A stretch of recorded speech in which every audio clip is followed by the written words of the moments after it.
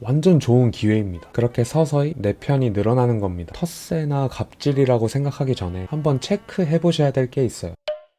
안녕하세요, 또윤입니다. 오늘 얘기해볼 주제는 내가 알바하고 있는 곳에서 텃세를 부리거나 기싸움을 시전하는 동료가 있을 때 대처하는 방법에 대해서 알려드리겠습니다.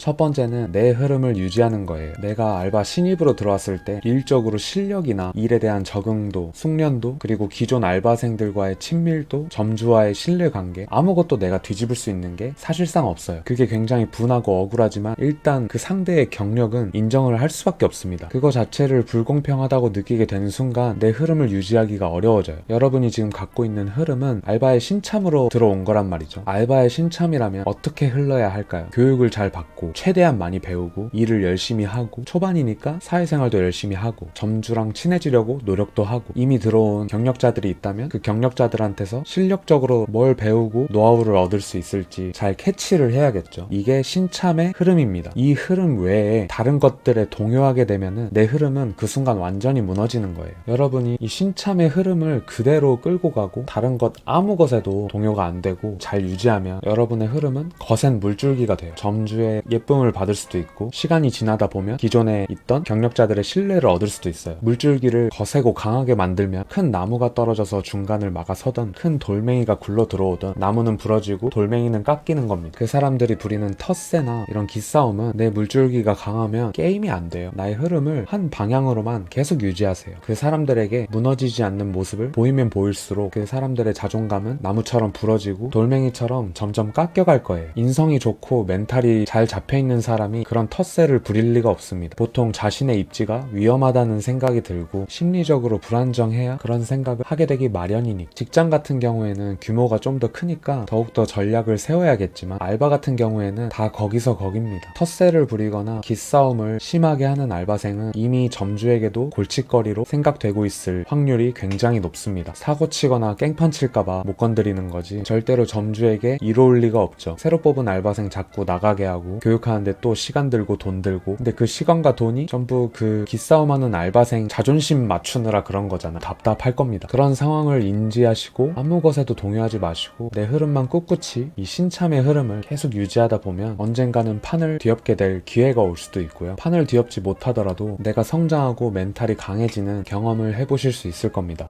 두 번째는 텃세와 기싸움에 절대 텃세와 기싸움으로 응하지 마라. 상대가 텃세를 시작했어요. 근데 그거에 지기 싫고 열받고 신참인데 어찌 이리도 모질겠구나. 잘 가르쳐줘도 모자랄 판에 나도 사실 밖에서는 한 성깔 하는 사람인데 약간의 이런 심리로 비슷하게 응하는 사람이 있어요. 근데 이게 가장 위험해요. 제가 아까 말씀드렸었는데 텃세 부리는 경력자가 점주에게 골칫거리일 거라고 했죠. 그리고 알바생은 다 거기서 거기라고도 말씀을 드렸고요. 근데 그 경력자의 텃세에 똑같이 응하고 있는 신참은 어떻게 보일까요? 너무 불리하지 않겠습니까? 일 잘하는 텃세인과 아직 일할 줄 모르는 텃세인, 점주가 무슨 경찰도 아니고 정당방위라고 생각을 해줄까요? 아닙니다. 그냥 둘 다 텃세 부리는 알바생으로 보일 뿐이에요. 근데 한쪽은 경력자고 한쪽은 신참이죠. 알바 생활에서 직원들 간의 관계에서 가장 불필요한 것이 세 가지가 있는데 텃세, 기싸움, 갑질이에요. 상사가 이 사실을 알게 되면 제거 대상이죠. 자, 여러분은 방금 그 경력자와 더불어서 제거 대상이 되신 겁니다. 그만큼이나 위험한 행위니까 절대로 그 세 가지에는 가담하지도 마시고 직접 하지도 마시고 남들이 하는 걸 보고 그걸 당하게 되더라도 절대 똑같이는 되지 마세요. 아무리 분하고 원통해도 관두면 관뒀지 똑같은 사람이 되지는 마세요.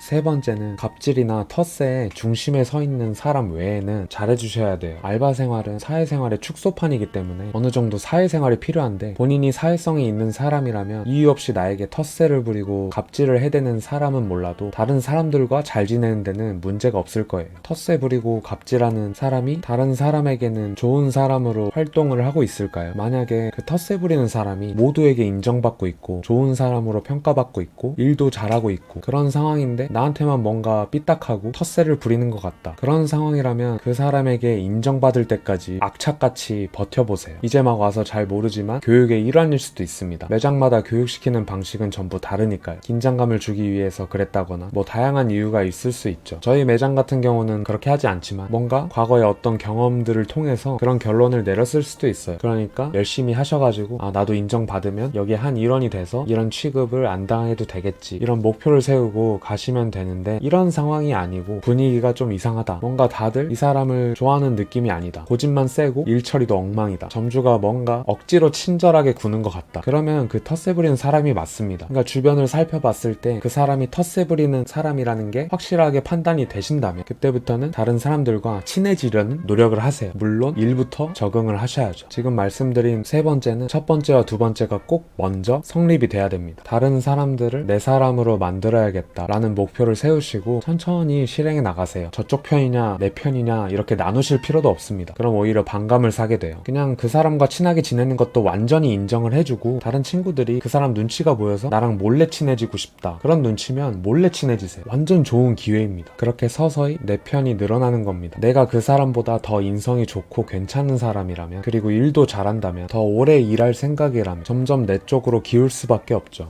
마지막으로 말씀드릴 건 텃세나 갑질이라고 생각하기 전에 한번 체크해 보셔야 될 게 있어요. 나의 상태는 괜찮은가? 나의 말투나 내가 경력자를 대하는 태도에는 문제가 없는가? 알바 생활에서 정당방위는 없습니다. 굉장히 가벼운 관계 같지만 사회생활의 축소판이니까요. 정말 즐겁고 행복한 추억을 쌓을 수 있는 게 알바이기도 하지만 정말 최악으로 더럽고 치사할 수도 있는 게 알바일 수도 있는 겁니다. 무조건 내 입장에 맞춰줘야 된다고 생각을 하고 아르바이트를 시작하시면 텃세나 갑질 외에도 수많은 것들이 나를 위협하게 될 거예요. 본인에게 사회생활을 할 의지가 없다면. 그러니까 어느 정도의 알바 생활력은 제 채널을 통해서 기본적인 것들 정도는 갖추시고 알바에 입문하시는 걸 추천드립니다. 오늘 영상을 보신 김에 구독을 눌러두시면 수많은 알바 꿀팁을 언제든지 꺼내보실 수 있습니다. 눌러두시면 꼭 도움이 되실 겁니다. 그럼 오늘 영상은 여기서 마치겠습니다. 안녕히 계세요.